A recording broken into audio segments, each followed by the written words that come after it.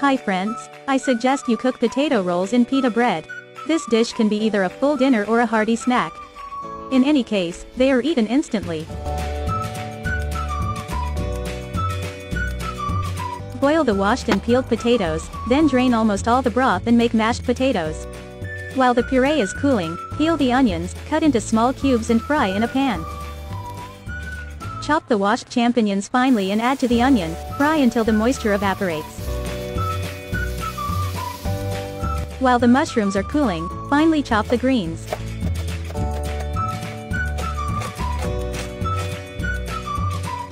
Put in the cooled puree. Add spices and salt. Squeeze out a clove of garlic. Now add the fried mushrooms and mix everything well.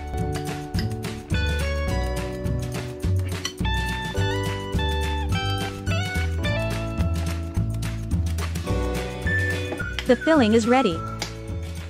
As a basis, we need 2 sheets of pita bread. If the lavash is meter long, then we divide it into 2 parts. Put half of the filling on a sheet and evenly distribute it over the pita bread. Then cover with a second sheet and lay out the rest of the filling and distribute in the same way. Now we roll the pita bread from the wide side into a roll.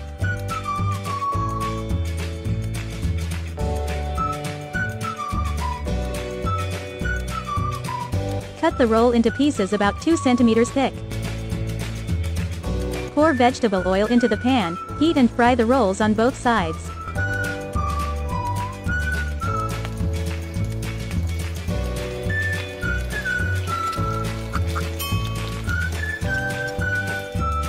The appetizer is ready. Serve hot, with your favorite sauces.